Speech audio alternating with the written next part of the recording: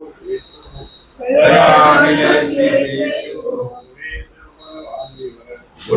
गुणवादिव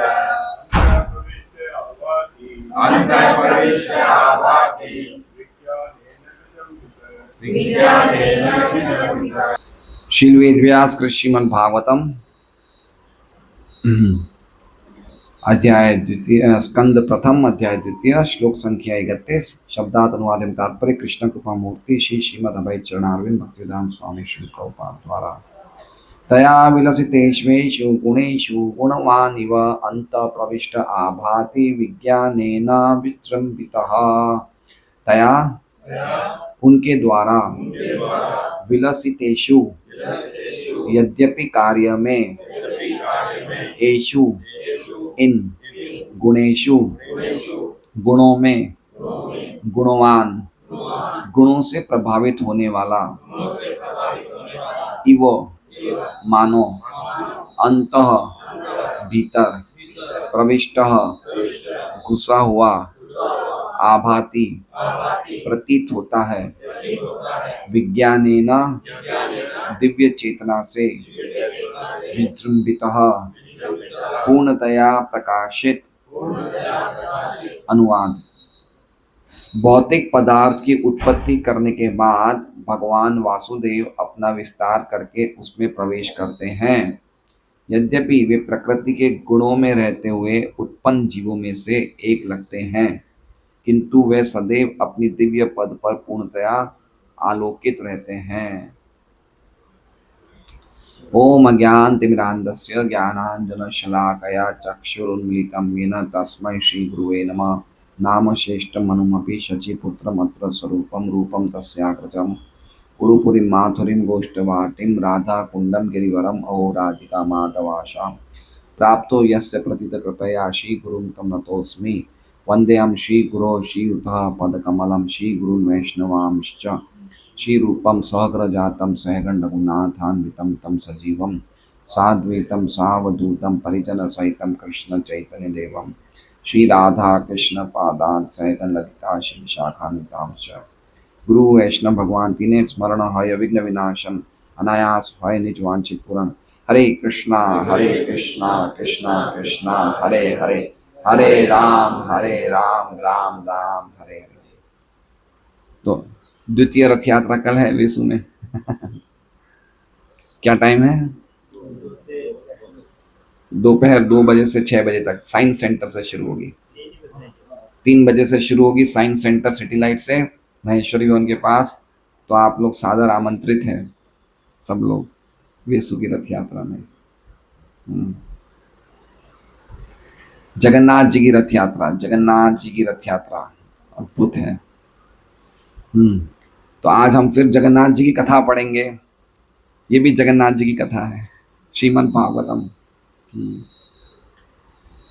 तो हमने देखा पिछला श्लोक 30वें श्लोक में, 30वें श्लोक से पहले हमने 2 श्लोक लिए थे जिसमें भगवान वासुदेव ही सब कुछ जो हमने पढ़ा था। वासुदेव परा वेदा, वासुदेव परा मखाहा, वासुदेव परा योगा, वासुदेव परा क्रिया, वासुदेव परम ज्ञानम, वासुदेव परम तपः, वासुदेव परो धर्मो, वासुदेव परा गति ही।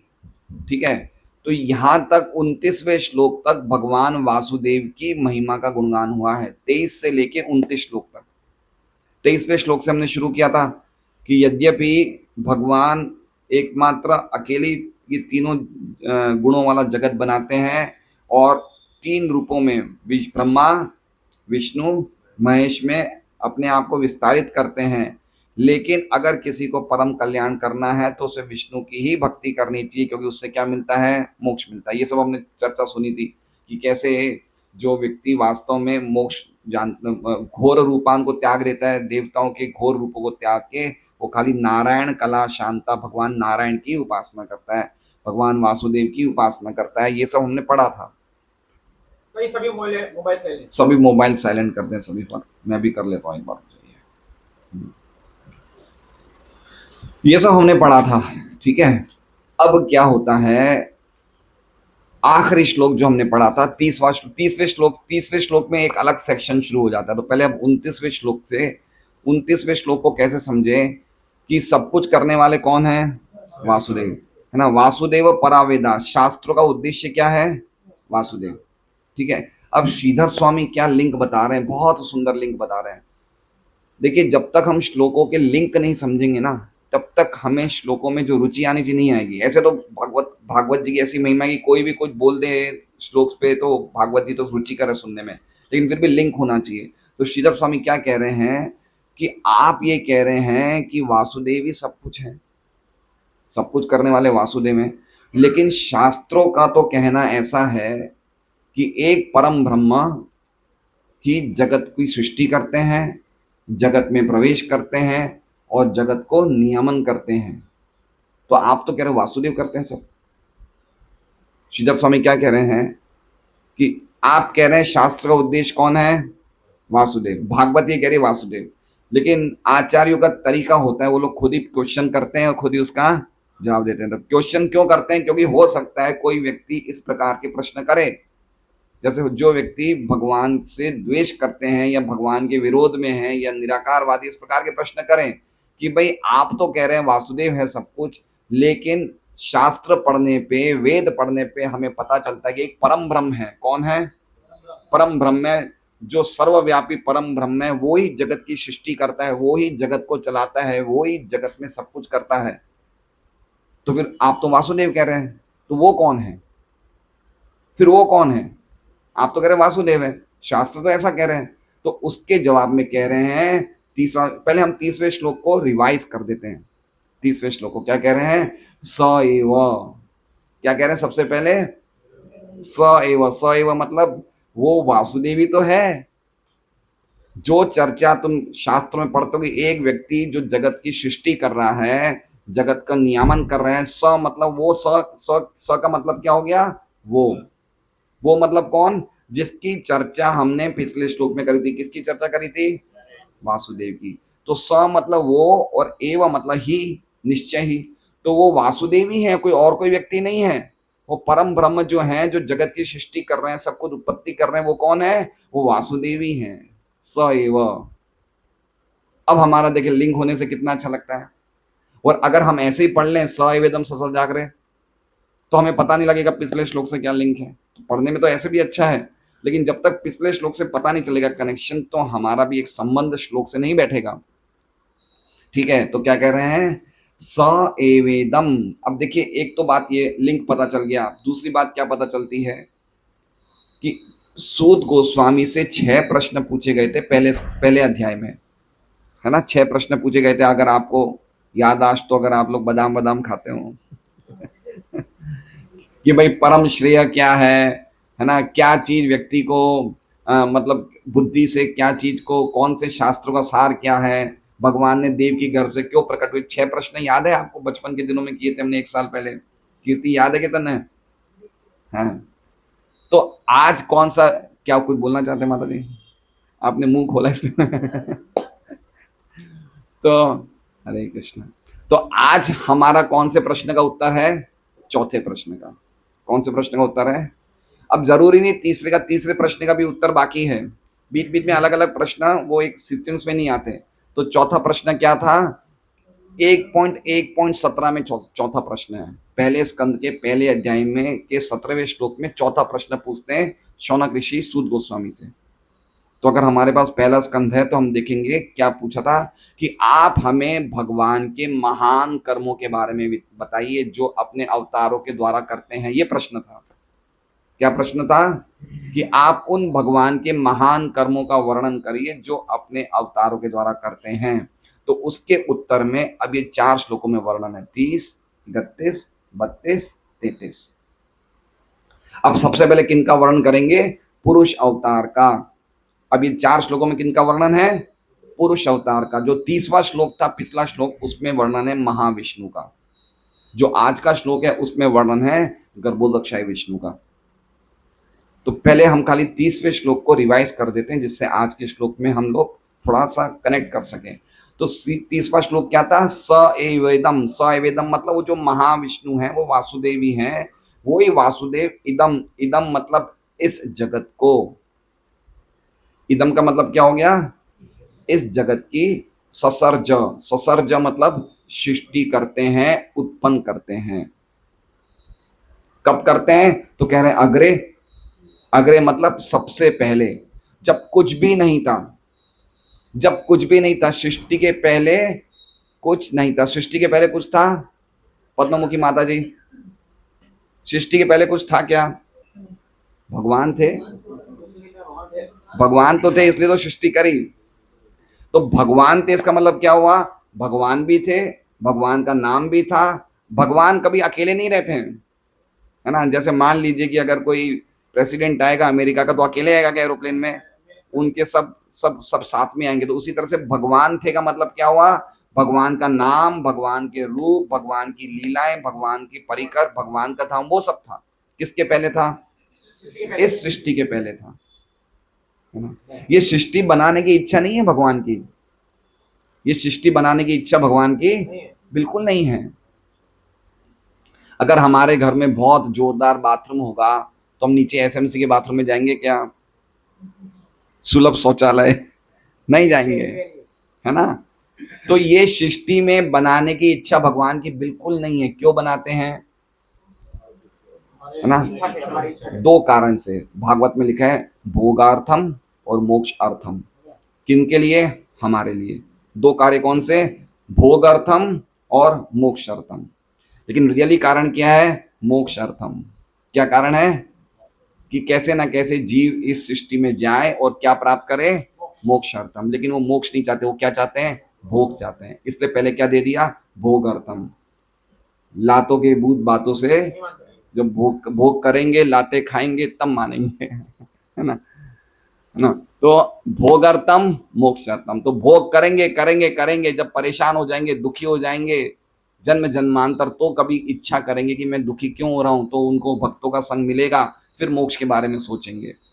इसलिए सृष्टि करते हैं भगवान।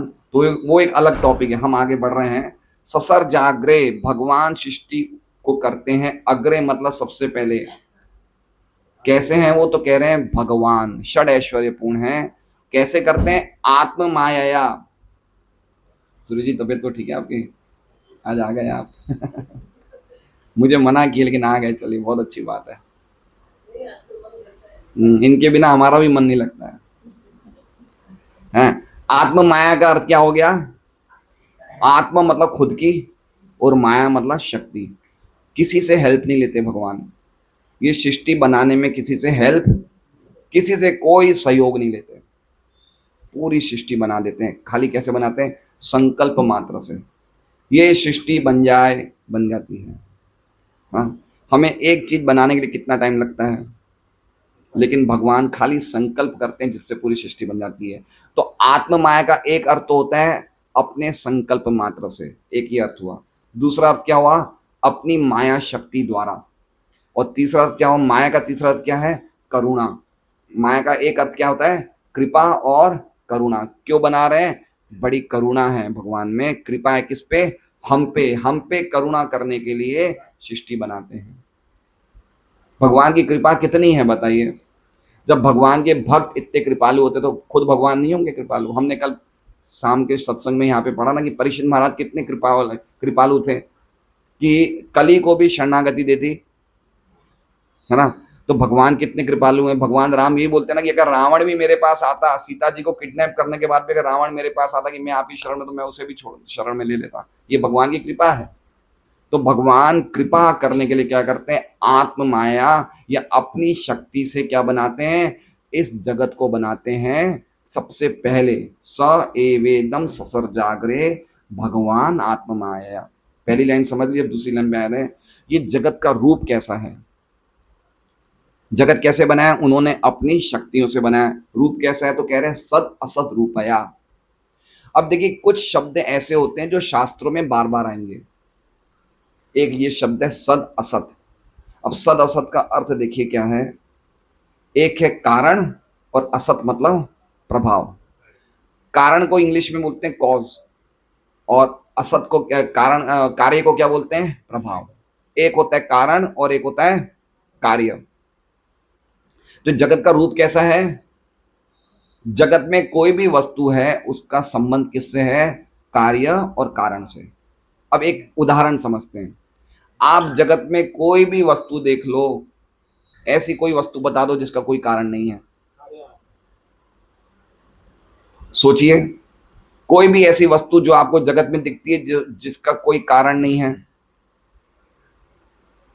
ये माइक का कुछ कारण है क्या? है ना? ये माइक किसी से बनी है ना? तो जिन चीजों से बनी वो क्या है? कारण। और ये क्या है? कार्य। हर एक चीज किससे बनती है? उसके पीछे कोई ना कोई कारण है। मेरा कारण कौन है? मेरे पास माता पिता। मेरे माता पिता का कारण कौन है? उनके माता पिता। तो कोई ना कोई कारण है, कोई ना वस्तु का कोई ना कोई कारण है। तो जब कोई चीज का कारण होता है तो वो चीज कारण बन जाती है, और हम कौन बन जाते हैं? कार्य। तो भगवान ने कैसे जगत बनाया? इस जगत का रूप क्या है? कारण और कार्य।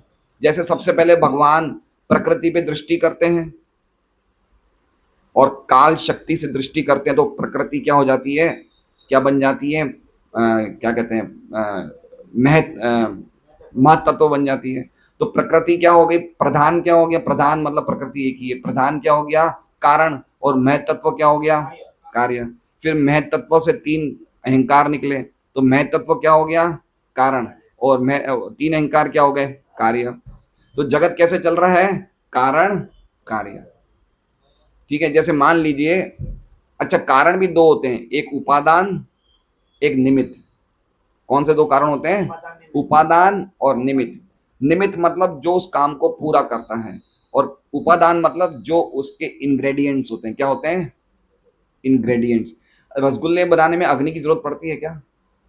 पड़ती है। अच्छा, रसगुल्ले में क्या चीजें लगती है बताइए?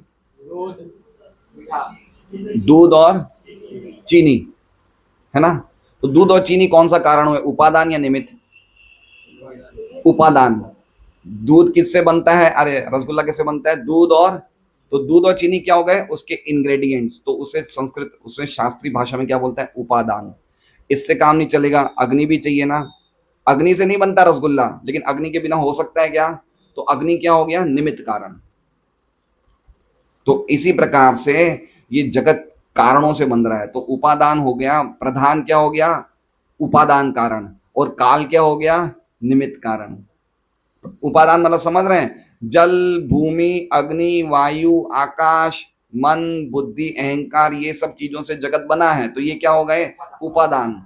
और इनको कौन मिला रहा है आपस में? काल। जब तक काल नहीं प्रवेश करेगा, ये पास्ट प्रेजेंट फ्यूचर नहीं होगा, भूत वर्तमान भविष्य नहीं होगा। तो घड़ी कैसे चलेगी? टिक टिक टिक टिक नहीं चलेगी।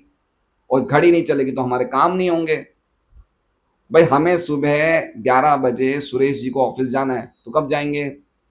10 बजे। कब जाएंगे? 11 बजे जाएंगे ना। अब घड़ी चलेगी नहीं तो कैसे जाएंगे? तो काल चीजों को चला रहा है, तो काल भी एक कारण हो गया, और चीजें भी चाहिए इसलिए वो भी एक कारण। तो कौन से दो कारण हो गए? उपादान और निमित्त। और इनसे क्या बनता है? कार्य बनता है। फिर वो जो कार्य होते हैं वो वापस कारण बन जाते हैं, है ना? तो ऐसे जगत का रूप क्या है? सत और असत, कारण और कार्य, प्रभाव और कारण। समझ रहे? इतने बात समझ गए? समझ गए पवन देव प्रभु? कारण और कार्य। एक चीज कार्य बनती है, उसके बाद वही चीज कारण बन जाती है, और दूसरी चीज कार्य बन जाती है। जैसे मैं कार्य था, अब मैं कारण हो गया इसका। अब ये कुछ समय के बाद हो सकता है ये कारण हो जाए बच्चों का। समझ रहे हैं? इसलिए हर एक चीज क्या है? कारण और कार्य। तो ये जगत कैसा है? सद असत रूपया। ये इसका रूप क्या है? सद और असत। मेरा पॉइंट समझाने का ये है कि जब हम श्लोकों को ढंग से समझेंगे, मीनिंग्स को ढंग से समझेंगे, तो हम बहुत अच्छी तरह मनन कर पाएंगे, और भगवान में हमारी भक्ति बढ़ेगी। हमें पता चलेगा कितने महान व्यक्ति हैं, हम किसकी सेवा कर रहे हैं, हम जिसकी नौकरी करें वो कैसा व्यक्ति होना चाहिए। पहले के ज़माने में जब हम बच्चे स्कूल में पढ़ते थे तो किसी को सरकारी नौकरी मिलती तो बड़ा खुश होता था। क्यों खुश होता था?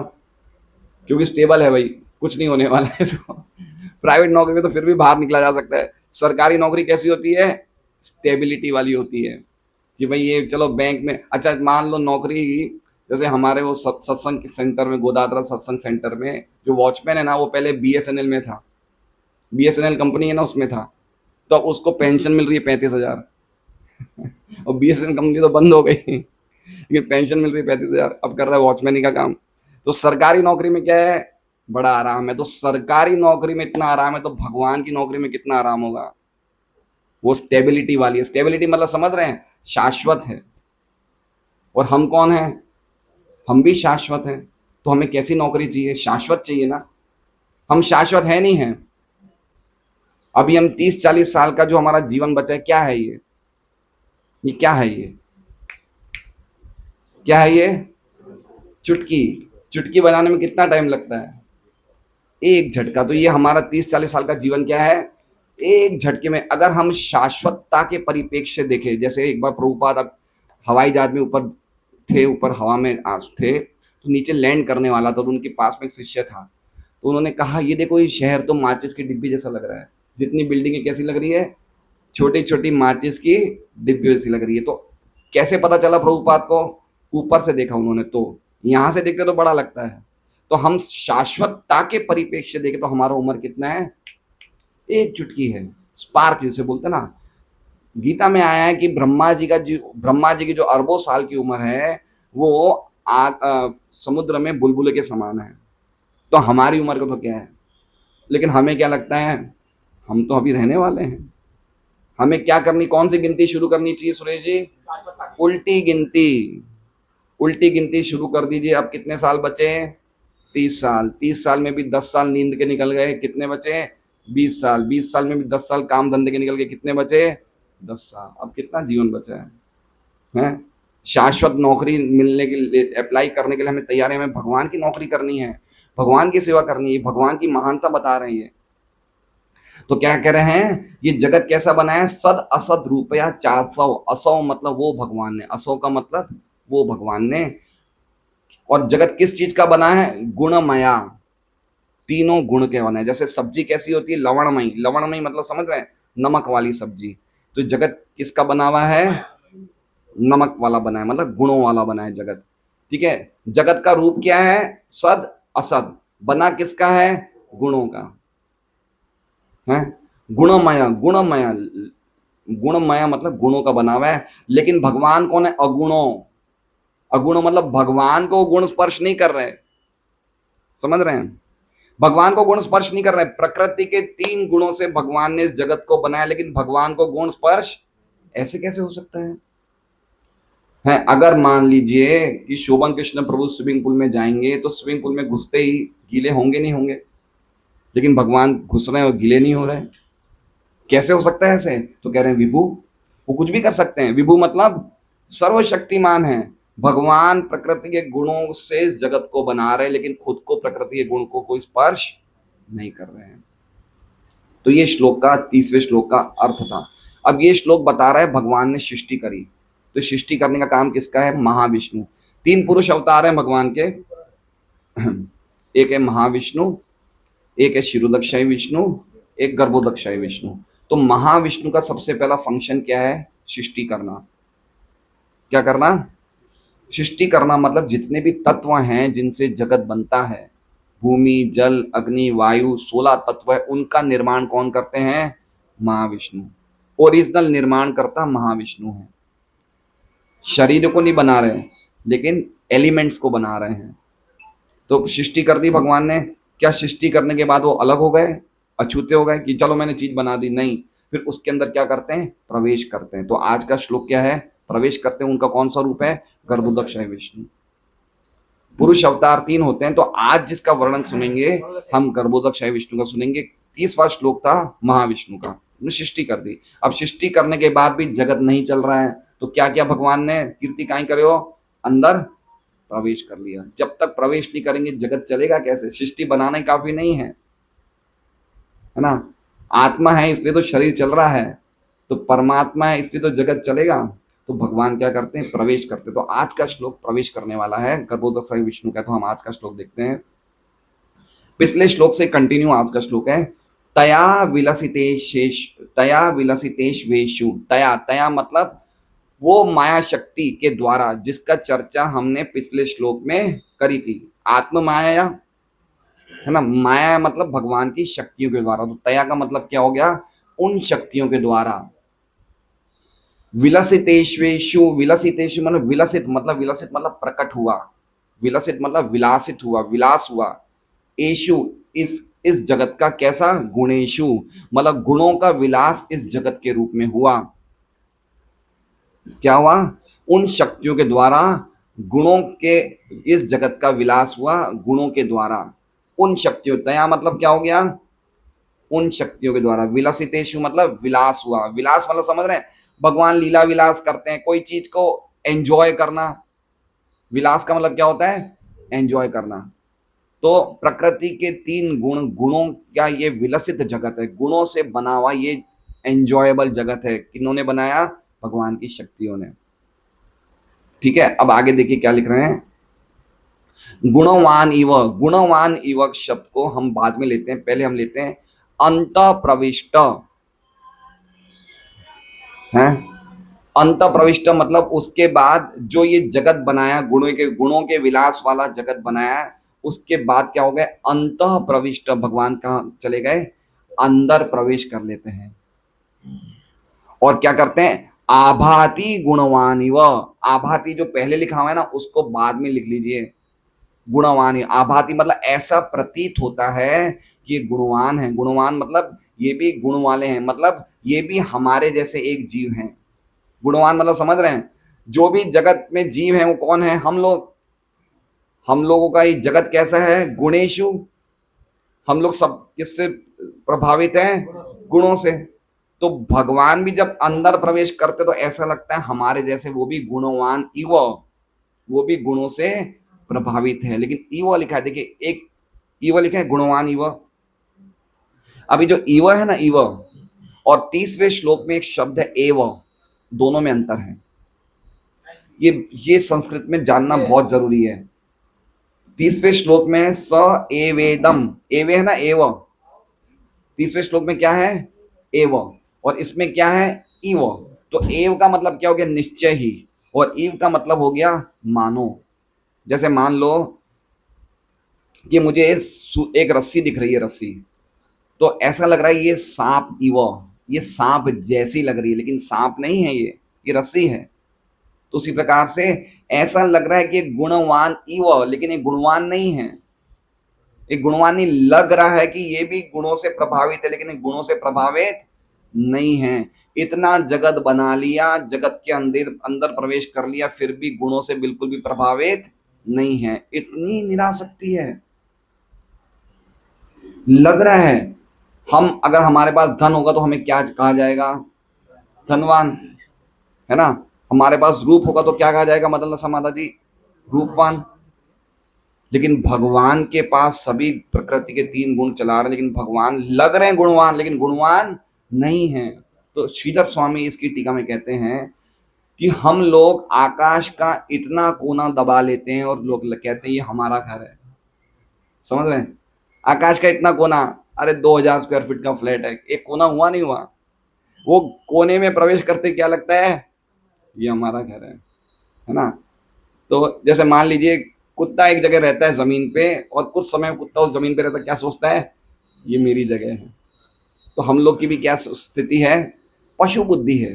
क्या बुद्धि है, ये मेरी जगह है। लेकिन भगवान क्या बना रहे हैं, पूरा जगत बना रहे हैं, जगत के तत्व बना रहे हैं, जगत को चला रहे हैं, जगत के अंदर प्रवेश कर रहे हैं, लेकिन उनको कोई अटैचमेंट नहीं है। लग रहा है गुणवान ही वो, लग रहा है, लेकिन वो बिल्कुल भी अटैच नहीं है। तो वो क्या रहते हैं, तो कह रहे हैं विज्ञानेन विजृंभित, विज्ञानेन मतलब अपनी दिव्य चेतना में, दिव्य चेतना के द्वारा। विज्ञान का मतलब हो गया उनका ज्ञान का कभी नाश नहीं हो रहा, और उनका ज्ञान कैसा है, विशिष्ट ज्ञान है। इसलिए प्रभुपाद अर्थ में क्या बता रहे हैं, दिव्य चेतना, अपनी दिव्य चेतना से विजृंभित, विजृंभित मतलब पूरी तरह से वो आलोकित रहते हैं, वो पूरी तरह से ये जानते हैं कि मेरा इससे कोई लेना देना नहीं है, ये मेरे काम का नहीं है। पूरी तरह से इस विज्ञान में, इस चेतना में वो स्थित रहते हैं, है ना। ये भगवान की निरासक्ति है। हमारी निरासक्ति है कोई, अच्छा हमें अगर निरासक्त बनना है तो किसके हाथ में निरासक्त बनना, कमल कृष्ण प्रभु। भगवान का ये गुण है ना। भगवान पूरी तरह से अटैच नहीं है, बिल्कुल नहीं है। अगर हमें विरक्ति लानी है तो कौन मदद करेगा हमारी, हमारे में विरक्ति आने के लिए, ये हमारे में विरक्ति आए नहीं आए, अनासक्ति आए नहीं आए, ये किसके हाथ में है? हैं? हमारे भगवान के भक्त के हाथ में है, इच्छा खुद के हाथ में है। तो भगवान के भक्त हमें मदद जरूर करेंगे, लेकिन हाथ में तो हमारे ही है, हाथ में तो हमारे ही है। अगर हम चाहें तो एक झटके में निरासक्त हो सकते हैं। कितने झटके में? अब परीक्षित महाराज को कल श्राप मिला, कल हमने सुना, कितनी देर में निरासक्त हुए? तुरंत, तुरंत हो गए। तो ये किसके हाथ में है? ये हमारे हाथ में है ना। लेकिन हम लोग नहीं हो पा रहे हैं। कितना टाइम लगता है? 1 सेकंड लगता है, लेकिन हम लोग नहीं हो पा रहे हैं। क्यों नहीं हो पा रहे हैं? क्यों नहीं हो पा रहे हैं? इसलिए नहीं हो पा रहे हैं कि हम दो चीजों में अंतर नहीं समझ पा रहे। एक हमारी चाहतें और एक हमारी आवश्यकता। ये दो चीजों में बहुत ज्यादा अंतर है। क्या है? एक चाहत, एक आवश्यकता। मान लीजिए कमल कृष्ण प्रभु ने एक 35 लाख की गाड़ी बुक करी, है ना, 35 लाख की गाड़ी बुक करी, और वो गाड़ी वाले ने बोला कि इनकी गाड़ी 15 दिन के बाद आएगी। तो 15 दिन बिना गाड़ी के रह जाएंगे? रह जाएंगे। तो अगर इनको कहा जाए कि 15 दिन आपको जब तक गाड़ी नहीं आएगी तब तक आपको भोजन नहीं करना है गाड़ी के प्रेम के कारण, तो बिना 15 दिन के भोजन के रह पाएंगे? तो इसमें दो चीजें पता चलती है, एक होती है चाहत और एक होती है आवश्यकता। तो आवश्यकता क्या थी? रोटी। गाड़ी क्या है? चाहत। हम लोगों ने क्या बना दिया है? चाहत को हमने क्या बना दिया है? आवश्यकता। चाहत किसके लिए होना चाहिए? भगवान के लिए, है ना। और आवश्यकता होनी चाहिए रोटी कपड़ा मकान के लिए। हमने क्या कर दिया? रोटी कपड़े मकान को इतना ज्यादा हमने बढ़ा दिया, बढ़ा दिया, बढ़ा दिया कि वो आवश्यकता के बदले क्या हो गई? वो हमारी लग्जरी हो गई, वो हमारी चाहत हो गई। इसलिए जो भगवान के लिए चाहत थी वो हमारी हो ही नहीं पा रही है। और भागवत में लिखा हुआ है जीवस्य तत्व जिज्ञासा। जीव बना ही तत्व के लिए, तत्व की जानकारी, तत्व मतलब सच्चाई, सच्चाई को जानने के लिए, परम सत्य को जानने के लिए ही जीव बना है। तो जब तक परम सत्य को नहीं जानेगा सुखी नहीं हो सकता है ना। इसलिए उसकी अनासक्ति नहीं हो रही है। उसने इतनी बड़ी बड़ी चीजें अपने लिए बना ली कि उसमें खुद ही अटक गया और उससे निकल नहीं पा रहा है। तो भगवान के एग्जाम्पल समझना चाहिए कि इन्होंने इतनी सब चीजें बनाई हैं। जल बनाया, जल बनाना आसान है क्या? एक एक तत्व देख लिए, एक एक तत्व, पंच महाभूत कितने अजूबे वाले हैं। अग्नि है, कोई व्यक्ति बना सकता है अग्नि? अग्नि में आप प्रवेश मत करो, पास में बैठो तो जल जाओगे, है ना। क्या क्या एक एक तत्व है। अभी बाढ़ आई ना 1 हफ्ते पहले, सब हिल गए थे। जल के चमत्कारी कार्य देखिए। जल जब घुसता है तो रुकता नहीं है ना। हमारा तो बिल्डिंगों में रहते पता नहीं चलता है। जो घरों में रहते हैं, जहाँ पे जिनके घर डूबे हैं, वहां पे माधव बाग जगह पर्वत पाटिया में ग्राउंड फ्लोर पे 8 फुट पानी आ गया। सब लोग ऊपर फर्स्ट फ्लोर पे चले गए। अभी हमारे एक भक्त थे मुकेश जी बाहेती, उनका घर ग्राउंड फ्लोर पे था और ऊपर कौन था? मकान मालिक था। अब मकान मालिक कहाँ जाए तो कहाँ जाए? तो उन्होंने क्या किया, 4 फुट पानी बढ़ा ना, तो उन्होंने छोड़ा कि भाई अब इससे तो, क्योंकि हर साल 4 फुट ज्यादा बढ़ता नहीं है, तो अपना सामान उमान छोड़ के अपने भाई के यहाँ चले गए, वहां पे दयाल जी पार्क में। अगले दिन रात को तो पानी कितना हो गया? 8 फुट। उनका पूरा सामान सब कुछ चला गया, अनाज वनाज, सोफा, डाइनिंग टेबल सब चला गया। अब वो घर ही छोड़ दिया उन्होंने, सब कुछ चला गया।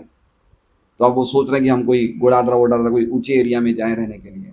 तो समझ रही, ये पानी का अजूबा है ना। इसलिए हम कहते हैं पानी से खिलवाड़ मत करो, समुद्र में मत जाना, ज्यादा अंदर तक मत जाओ। सिर्फ पानी के अजूबे देखिए। भगवान की चीजें तो देखिए, क्या क्या चीजें बनाई है भगवान ने। भगवान खुद कितने विलक्षण है, चीजें कितनी विलक्षण बनाते हैं। लेकिन इनसे हम सुखी नहीं हो सकते। अपनी चाहतों को पूरी करने में कभी सुखी नहीं हो सकते। हमें आवश्यकता जो चाहिए इतना ही रखिए, बाकी टाइम किसको चाहिए? कृष्ण को चाहिए। कृष्ण को चाहने में हम अपना उम्र, हमारा टाइम, हमारी एनर्जी नहीं लगाएंगे तो हम कभी संतुष्ट नहीं हो सकते। हमारे में वैराग्य आ ही नहीं सकता है ना। जब तक हम कृष्ण को नहीं चाहेंगे अनासक्ति नहीं आएगी। देखिए एक बात समझिए, हम हमारे जन्म जन्मांतर हमारे हृदय में खालीपन है। क्या है? हृदय में खालीपन है, जन्म जन्मांतर। ये कब से चला आ रहा है खालीपन? जन्म जन्मांतर चला आ रहा है। हम उस खालीपन को किससे भर रहे हैं? ज्ञान से हम भौतिक समृद्धि से उस खालीपन को भर रहे हैं, है ना। ये सुरेश जी कुछ सालों पहले सर्विस करते थे, आज ये बड़े अच्छे व्यापारी हैं, खूब धन कमा रहे हैं। इन्होंने खालीपन किससे भरा? किससे भरा खालीपन? कि मैं अगर धनी बन जाऊंगा तो मेरा खालीपन भर जाएगा, लेकिन अब ये धनी हो गए, खालीपन भरा? नहीं भरा। इनका नहीं, सबका उदाहरण है। ऐसे हमारे दादाजी 50 रुपए नौकरी करते रहे बॉम्बे में, महीने की 50 रुपए नौकरी करते थे। तो हमें क्या लग रहा है, जो हमारे हृदय का खालीपन है किससे भर जाएगा? व्यापारिक समृद्धि, सामाजिक सेवा, या कोई ना कोई चीज से, कोई भी कोई प्राकृतिक मानवीय कार्य करेंगे, हमारा खालीपन भर जाएगा। और ये खालीपन वेद व्यास जी के हृदय में था।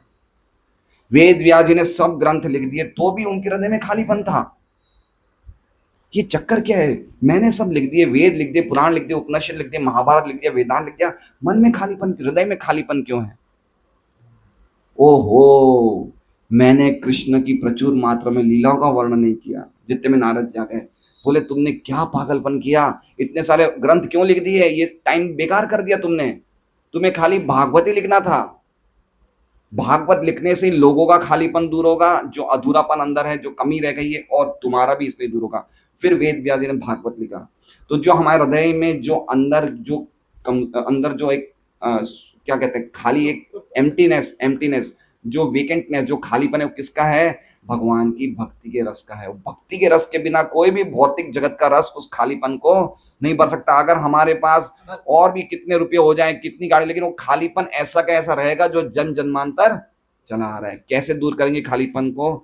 हरे कृष्णा कृष्णा कृष्णा हरे हरे, हरे राम हरे राम राम राम। कैसे करना है दूर? भगवान से इस नामों का जप करके, भगवान से सेवा मांगने के द्वारा। किसके द्वारा? देखिए, नाम सब लेते हैं, है ना। कर्मकांडी पंडित भी आएंगे तो सबसे पहले भगवान विष्णु का ही नाम लेंगे। कोई भी व्यक्ति होता है भगवान नाम, लेकिन परंपरा में आने से हमें पता चलेगा कि नाम की भावना क्या होनी चाहिए। हम लोग नाम लेते टाइम क्या बोलते हैं? हे कृष्णा, हे श्रीमती राधा रानी, आप हमें सेवा में लगाइए। ये नाम, ऐसा नाम कौन लेता है? जो परंपरा में नहीं है, उसे नहीं पता नाम क्यों लेना चाहिए, है ना। नाम ले सब रहे हैं, लेकिन नाम लेना क्यों चाहिए, इसका भी पीछे एक भाव होना चाहिए। हमें क्या चाहिए आपसे? सेवा चाहिए। अगर सेवा नहीं मांगे तो क्या मांगेंगे? मोक्ष मांगेंगे, नहीं तो ये मांगे हमारे पाप कट जाए ना। हरिदास ठाकुर ने नाम की सभा में बैठे थे, बड़े बड़े पंडित आए थे। हरिदास ठाकुर को पूछा कि नाम की महिमा बताओ। तो हरिदास ठाकुर ने कहा कि कोई लोग ऐसा बोलते हैं कि नाम लेने से सभी पापों से मुक्ति हो जाती है, और कोई लोग ऐसा बोलते हैं कि नाम लेने से मोक्ष मिल जाता है, लेकिन नाम लेने का यह असली कारण नहीं है। नाम लेने का असली कारण है भगवान की दिव्य प्रेम भक्ति मिल जाए। तो नाम लेना क्यों चाहिए हमें? हे कृष्णा, आप हमें अपनी सेवा में लगाइए, ये नाम लेने का भाव है। नाम सब ले रहे हैं। देखिए, एक मैंने पिक्चर देखी थी बहुत सालों पहले, 20-25 साल पहले, उससे भी पहले जब स्कूल में पढ़ता था। तो कोई राजेश खन्ना या धर्मेंद्र की पिक्चर थी। तो उसने क्या किया, वो था, क्या था, कारीगर था, कोई गैरेज में काम करने वाला था। तो कोई सेठ ने बुलाया, बोले ये सही कर दो। तो उसने एक कीला लेके आया था अपने साथ, हथौड़े से कीले को मारा और वो सही हो गया। तो उसने पूछा बताओ कितने लगे? बोले 1000 रुपये। बोले एक कीला मारने का 1000 रुपया? बोले कीला तो 1 रुपये का है, लेकिन कहाँ मारना चाहिए उसके 999 रुपए। समझ रहे हैं? तो नाम तो सब लेते हैं, लेकिन नाम के पीछे भाव क्या होना चाहिए? हमें सेवा में लगाइए, तो नाम का रूप प्रकट होगा, नहीं तो नाम का रूप प्रकट नहीं होगा, है ना। वो नाम तो क्या, नाम चिंतामणि कृष्णा, नाम जो चिंतामणि है वो हमें जो चाहेगा देगा, लेकिन नाम से मांगना क्या है? भगवान की सेवा। वो सेवा से हमारा हृदय का खालीपन भरेगा, नहीं तो भरेगा नहीं, हृदय का खालीपन नहीं भरेगा। तो ये हम किस पे कह रहे हैं? गुणवान वह भगवान इतने भरे हुए अंदर से कि उन्हें कुछ नहीं चाहिए। उसी प्रकार से जो भगवान के भक्त हैं, जिनका हम चरित्र पढ़ते हैं भागवतम में, अंदर से इतने भरे हुए रहते हैं कि उनको जगत से कोई भी प्रकार की आसक्ति रहती नहीं है। हम अंदर से खाली हैं, इसलिए एक चीज पूरी होती है दूसरी की इच्छा बन जाती है, दूसरी चीज पूरी तीसरी की इच्छा बन जाती है। खालीपन पूरा ही नहीं हो रहा है। तो खालीपन किससे पूरा होगा? अपराध रहित होके भगवान का नाम लेना, वो उसकी प्रैक्टिस करनी पड़ेगी। अभ्यास योगेन युक्तेन, प्रैक्टिस करिए। मान लीजिए मैं 4 माला करता हूँ, 4 माला करता हूँ, बढ़ गए 16 माला करो, तो कितनी मालाएँ मैं ढंग से कर रहा हूँ, ये प्रार्थना से कि भगवान आप मेरी सेवा में लगाइए। कितनी माला में मैं और कहीं विचार जा रहा है, तो उसको जितना अच्छी तरह प्रैक्टिस करेंगे, उतना हमारा हृदय का खालीपन भरेगा। और प्रभुपाद में आज ही मैं भागवत में पढ़ रहा था, प्रभुपाद कहते हैं कि नाम जप करना ही काफ़ी नहीं है, वो तो करना ही करना है, लेकिन साथ में भक्तों के संग में गीता और भागवत भी नियमित रूप से सुनना है। इससे हमारे जितने भी अनर्थ हैं सब नाश हो जाएंगे। अनर्थ मतलब समझ रहे हैं, हमारी चाहतें जो वास्तव में हमारी अर्थ नहीं है उसे अनर्थ बोलते हैं। तो जो भी एक्स्ट्रा चीज है वो हमारी गायब हो जाएगी। तो ये अनासक्ति के पॉइंट पे, भगवान का गुणवान ही वह, उसके पॉइंट पे हम चर्चा कर रहे थे। अब हम प्रभुपाद की टीका लेते हैं।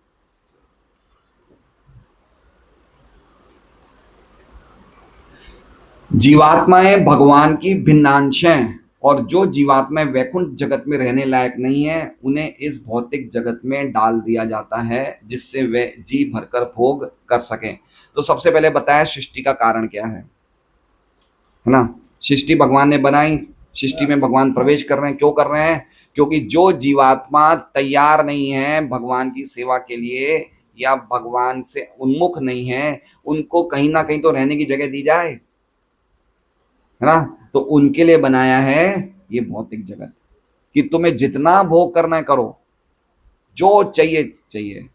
इसलिए मैंने सबसे पहले क्या कहा था, भोगार्थम मोक्षार्थम, अल्टीमेटली मोक्ष के लिए है, लेकिन व्यक्ति सुनता नहीं है ना। जैसे जैसे कोई पिता हो, बच्चे को बोले बेटा मत लो मत, वो माने नहीं, ठीक है चलो ले लो, फिर तुम पछताओगे। तो इसलिए भोगार्थम मोक्षार्थम, परमात्मा तथा जीवों की, अच्छा मोक्ष, अब ये देखिए भोग कर सके, लेकिन भोग भी तो भगवान के बिना नहीं कर सकता है। इसलिए अभी दूसरी लाइन शुरू हो रही है, देख समझ रहे हैं। पहले क्या लिखा है कि ये भौतिक जगत में डाल दिया जाता है जिससे वो भरकर, अब लेकिन भोग भी तो भगवान की इच्छा के बिना नहीं कर सकता है ना। तो भगवान को चाहिए नहीं, साक्षी जब तक भगवान नहीं रहेंगे हृदय में तो भोग कैसे करेगा। इच्छा कौन पूरी करेंगे? भगवान, है ना। इच्छा भी भगवान पूरी करेंगे, भोग की सामग्री भी कौन देंगे? भगवान देंगे। तो सब कुछ वही दे रहे हैं, देखेंगे कौन?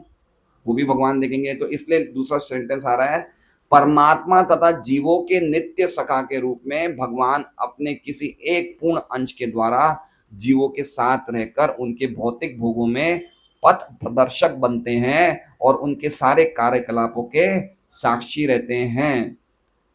ठीक है, अब समझ रहे बात को। अपने किसी एक पूर्ण अंश के द्वारा, मतलब कौन से अंश के द्वारा? परमात्मा के द्वारा। परमात्मा के द्वारा जीवों के साथ रहते हैं। तो हमारे हृदय में दो लोग रहते हैं, कौन कौन? दो, आत्मा और परमात्मा। देखिए दोनों श्लोकों से पता चलता है कि भगवान निराकार नहीं है ना। सृष्टि बना रहे हैं तो कुछ सोच रहे होंगे ना, तो सोचता कौन है? जिसके पास बुद्धि होगी। तो कैसे व्यक्ति बोल सकता है कि भगवान का कोई रूप नहीं है, भगवान का कोई शरीर नहीं? साफ साफ है, उन सोच रहे हैं, बना रहे हैं, दिमाग चाहिए, बुद्धि चाहिए। तो ये कह रहे हैं अपने एक पूर्ण अंश के द्वारा जीवों के साथ रहते हैं। मतलब कौन सा अंश हुआ? परमात्मा। तो इसमें दो आत्माओं की चर्चा हुई है, गर्भोदकशाही विष्णु की जो पूरे ब्रह्मांड की आत्मा है, और शिरोदकशाही विष्णु की जो हर एक जीव की आत्मा है। टोटल 3 विष्णु हैं। विष्णुस्तु त्रीणि रूपाणि, ऋग्वेद का वचन है। एक विष्णु जो पूरे पूरे भौतिक जगत के परमात्मा है, वो कौन है? महाविष्णु। फिर एक विष्णु जो हर एक ब्रह्मांड के परमात्मा है, वो कौन है? गर्भोदक विष्णु। और एक विष्णु जो सबके हृदय में रहते हैं परमात्मा रूप में, वो कौन है? गर्भोदक विष्णु। तो इसमें दो विष्णु की चर्चा हुई, एक तो जो ब्रह्मांड में प्रवेश किए वो गर्भोदक विष्णु, अंत प्रविष्ट आभाति, और सबके हृदय में रह रहे हैं वो कौन है? शिरोदक विष्णु। उनके भौतिक भोगों में पथ प्रदर्शक बनते हैं तथा उनके सारे कार्यकलापों के साक्षी रहते हैं। जो भी हम सोच रहे हैं सब कृष्ण देख रहे हैं। सब कुछ, हमारी जो इच्छा हो रही है वो भी देख रहे हैं। हम क्या सोच रहे हैं, क्या मन में आ रहा है, वो सब कौन देख रहे हैं? साक्षी परमात्मा, है ना। गीता जी में ना, गतिर भरता प्रभु साक्षी, 9वें अध्याय में सब चीज के साक्षी कौन है? कृष्ण है। फिर हमारी इच्छा और कर्म के अनुसार हमें अपनी गति देते हैं, किसको कैसा शरीर मिलना है, किसको कैसा भोग करना है, सब कुछ भगवान देते हैं। जहां जीवात्माएं भोग करती है वहीं भगवान भौतिक वातावरण से प्रभावित हुए बिना अपने दिव्य पद पर बने रहते हैं। विज्ञानेन विजृंभित, शब्द का अर्थ आया विज्ञानेन। जीवात्मा दोस्त हैं, दो दो ये देखिए नीचे लिखा है, मुंडक उपनिषद का श्लोक है, नीचे सबसे आखिर में लिखा है कि द्वा सुपर्णा सयुजा सखाया समानम वृक्षम परिसंजने। एक एक वृक्ष रूपी शरीर में दो सखा हैं, दो पक्षी हैं। कौन है? परमात्मा, जीवात्मा। जीवात्मा क्या कर रहा है? पेड़ के फल खा रहा है। और परमात्मा क्या कर रहे हैं? अपनी दिव्य स्थिति पे स्थित है, उनको फलों से कोई लेना देना नहीं है, वो खाली देख रहे हैं, बस खाली साक्षी है। तो इसलिए वो कह रहे हैं वो अपने दिव्य पद पर बने रहते हैं। इसका मतलब विज्ञानेन विजृंभिता, अपनी दिव्य चेतना में वो स्थित रहते हैं। इसी प्रकार से भगवान के भक्त जो भगवान की भक्ति में लगे हुए हैं, उनकी भी चेतना दिव्य बन जाती है। उनको भौतिक जगत में कोई सुख नहीं लगता है। थोड़े मोड़े तो हम भी थोड़े तो उड़ गए हैं, थोड़े तो हम भी कल्याण हो रहा है। पिक्चर, वीडियो, टीवी, सिनेमा, कहाँ मजा आता है। आज हमें मार्केट में इलेक्शन में वोट देना जाने का बिना मन के जाना पड़ेगा। समझ रहे हैं? अब जब व्यक्ति चला जाता है भगवान, अरे जब भगवान ही बिना उसके हैं दिव्य पद पे, तो भक्तों में भी वो गुण आ जाते हैं ना। भक्त हृदय में भगवान को लेके घूमेंगे तो भगवान के गुण नहीं आएंगे क्या? आएंगे। अरे मान लीजिए कि मैं एक शराबी के साथ घूमूंगा तो कभी ना कभी मन कर जाएगा ना शराब पीने का। तो भगवान के साथ घूम रहा है भक्त, सदैव उनका चिंतन करता है, नाम लेता है, भागवत पढ़ता है, तो भगवान जैसे गुण आ जाएंगे। तो भगवान जैसा वो भी अलिप्त हो जाएगा। इसलिए भक्तों के लिए बड़ा इजी होता है संसार छोड़ना। वो लोग अटैच नहीं होते, नॉन अटैच रहते हैं, डिटैच रहते हैं। हम भागवत में से हजारों कथाएं हैं जो हमें पता चला कि भगवान के भक्त जो होते हैं पूरी तरह से विरक्त होते हैं। श्रुतियों में कहा गया है कि एक वृक्ष पर दो पक्षी हैं, इनमें से एक वृक्ष का फल खा रहा है और दूसरा उनकी गतिविधियों का साक्षी है। मतलब एक आत्मा है, परमात्मा है। ये साक्षी भगवान है और फल को खाने वाला पक्षी जीवात्मा है। फल खाने वाला जीवात्मा अपने वास्तविक स्वरूप को भूल गया है और भौतिक जगत के सकाम कर्मों में बुरी तरह से व्यस्त है, जबकि भगवान सदैव दिव्य ज्ञान से पूर्ण रहते हैं। भगवान नहीं भूलते, है ना। भगवान अपनी स्थिति को नहीं भूल रहे हैं। अब निराकारवादी क्या बोलते हैं? ये दो आत्माएं नहीं है। कितनी आत्मा है? एक ही आत्मा है। और वो एक आत्मा जब अज्ञान से ढक जाती है तो अनेक बन जाती है। कितनी बन जाती है? अनेक जीवात्माएं बन जाती है। और जब वो जीवात्माओं को वापस ज्ञान हो जाता है, वापस वो एक हो जाते हैं। लेकिन ये सही वचन नहीं है, ये शास्त्रों का वचन नहीं है। ये लोग क्या करते हैं? अपनी मन गढ़ंत बातें कहाँ से निकालते हैं? निकालेंगे कहाँ से? शास्त्रों से। लेकिन उसको अपने हिसाब से घुमा देते हैं। ये उनकी स्टाइल होती है। जैसे गंगा जी के तट पे दो पेड़ हैं, एक आम का पेड़ और एक जहरीला पेड़। पानी कहाँ से मिल रहा है? गंगा जी से। एक क्या पैदा कर रहा है? जहर के फल। एक क्या पैदा कर रहा है? आम। तो उसी प्रकार से भक्त शास्त्र को पढ़ते हैं भगवान की भक्ति के लिए, और ये लोग शास्त्रों के अर्थ क्या करते हैं? घुमा के भगवान का ही, जिसे कहते हैं, निराकारवाद फैला देते हैं। इसलिए लोग बहुत खतरनाक होते हैं। इसलिए प्रभुपाद चैतन्य महाप्रभु कहते हैं मायावादी भाष्य शून्य है सर्वशास्त्र। लेते शास्त्रों का उदाहरण है। इनसे अच्छा बुद्ध के अनुयायी है। बुद्ध के अनुयायी भगवान को नहीं मानते, खुलेआम बोलते हम नास्तिक हैं, है ना। वेद ना मानिया बौद्ध हयत नास्तिक, वेदाश्रय नास्तिकवाद बौद्ध के अधिक। ये चैतन्य चेतना श्लोक है कि वेद नहीं मानते, शास्त्र नहीं मानते, खुलेआम बोलते हम नास्तिक हैं। लेकिन जो निराकारवादी मायावादी क्या करते हैं? शास्त्रों का आश्रय लेके नास्तिकवाद फैलाते, तो उनसे भी खतरनाक है। इसलिए समझना चाहिए बात को कि दो आत्मा है, एक जीवात्मा, एक परमात्मा। ये हमेशा दो रहने वाले हैं। कभी भी हम परमात्मा से एक नहीं होने वाले हैं, या हम कभी भी आत्मा सो परमात्मा, ये बहुत फेमस वर्ड है। क्या है? आत्मा सो, आत्मा ही परमात्मा है। कोई कोई बोलते हैं शिवो हम, क्या बोलते हैं? मैं ही शिव हूं, मैं ही भगवान हूं।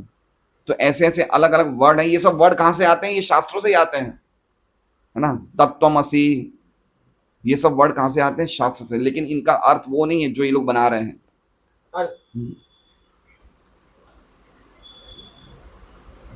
हम भगवान से एक बनना चाहते हैं, मतलब हमारे मन में इच्छा है भगवान बनने की।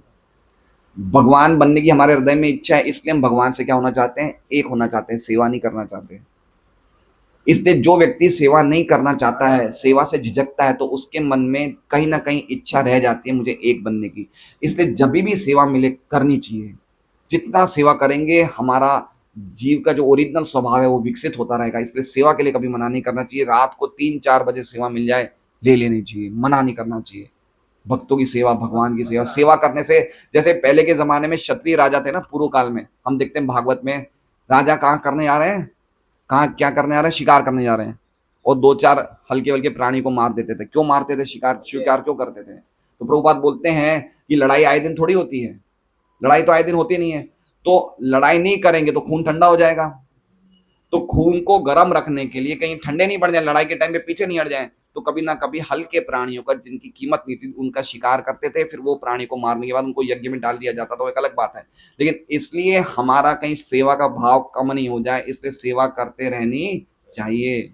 मन नहीं करेगा, स्वभाव से हम सेवा नहीं करना चाहते, लेकिन शास्त्र को सुन के कि हाँ भाई सेवा करनी चाहिए, करना चाहिए, बिना मन के करना चाहिए। अभी हमारी जो स्थिति, हम जो भी काम कर रहे हैं किससे कर रहे हैं, बिना मन के। मन से हम क्या करते हैं, मन से घूमते हैं, मन से खाते हैं, मन से कपड़े पहनते हैं, ये काम किससे कर रहे हैं, बिना मन से। बीमार है ना हम लोग, बीमार हैं अभी। बीमार व्यक्ति को खाना अच्छा नहीं लगता है, जब वो सही हो जाएगा तो ही भोजन अच्छा लगता है, जब हम सही हो जाएंगे तो ही नाम में रस आएगा। लेकिन अभी हमें दवाई समझ के लेना चाहिए, हैं? हाँ, बीमारी में प्रसादी अच्छा लगता है, सेवा अच्छी नहीं लगती, सही बात है ना। लेकिन सेवा से भगवान बहुत प्रसन्न होते हैं। परमात्मा तथा बद्ध जीव में यही अंतर है, बद्ध जीव या जीवात्मा प्रकृति के नियमों के वशीभूत रहता है, जबकि परमात्मा भौतिक शक्ति के नियंत्रक है। तो इसमें हमने दो चीज देखी, भगवान कैसे प्रवेश करते हैं और कैसे सबका नियमन करते हैं। एक गर्भोदक विष्णु के बारे में सुना और एक क्षीरोदक विष्णु के बारे में सुना। श्रीमद् भागवतम की जय, श्रील प्रभुपाद की जय। इसका पूरा 20 मिनट है, अभी 20 मिनट है। तो एक्चुअली में ये चीजें बहुत समझने लायक है। 20 मिनट है। नहीं बेटा नहीं, 9 बज गए, मार्केट में इलेक्शन वोट देना। हरे कृष्णा। 2 मिनट, हम कोई प्रश्न है तो हम 2-3 प्रश्न ले सकते हैं, अगर कोई प्रश्न है तो। कोई श्लोक में सत को कार्य बताया है, कोई में कारण बताया है। हाँ, वो एक अलग चीज है। सद असत में कभी सत को कार्य बताया और असत को कारण बताया, तो इसलिए बताया कि असत दिखता नहीं है। जैसे मान लीजिए ये कुर्ता है, किससे बना है, धागे से। अब कुर्ता दिख रहा है, धागा नहीं दिख रहा है, तो धागा क्या हो गया, असत हो गया, और कुर्ता क्या हो गया, सत हो गया। ये दिख रहा है इसलिए सत हो गया, कारण है इसके लिए वो असत हो गया। तो ऐसे है, कभी कभी ऐसा भी होता है। बहुत अच्छा प्रश्न है ये। मैंने वो अहम विवाकर में कर लिया पिछली बार, उसमें हाँ, उसमें भी नान्यद यत् असत परम। हाँ। हरे कृष्णा। तो आप लोग नियमित रूप से आइए। देखिए, भागवतम क्लास में आने का एक हमारा पर्पस भी ये है कि ऐसे हम श्रृंखला से पढ़ेंगे, लिंक से पढ़ेंगे, श्रृंखला से पढ़ेंगे, तो हमारी समझ बहुत गहरी बनेगी। और हम क्लासेस मिस कर देंगे ना, तो वो समझ में, हमारी गहरेपन में थोड़ी कमी आ जाएगी। इसलिए नियमित रूप से आए तो अच्छा है। हरे कृष्णा। आज का प्रसाद भक्त निताई की तरफ से है, तो भक्त निताई के लिए भी एक बार हम महामंत्र का उच्चारण करेंगे। हरे कृष्णा कृष्णा कृष्णा हरे हरे, हरे राम राम राम हरे हरे। रथ यात्रा का मैंने शुरुआत में बोल दिया, वापस बोल देता हूँ। अनंत जगन्नाथ प्रभु के कहने में कल 3 बजे रथ यात्रा है, तो आप सब जरूर पधारिए, अपने मित्रों को, रिश्तेदारों को लेके आइए, सबको साइंस सेंटर से। 2 बजे 2:30 बजे ग्रंथ वितरण का भी रहेगी सेवा, जरूर आना है सबको। हैं? अच्छा, आज गुंडीचा मंदिर में आज वहाँ पे साफ सफाई है, सुबह 9 बजे से गुंडीचा मंदिर में, तो प्रसाद लेके चलते हैं, वहीं चलते हैं गुंडीचा मंदिर में। हरे कृष्णा।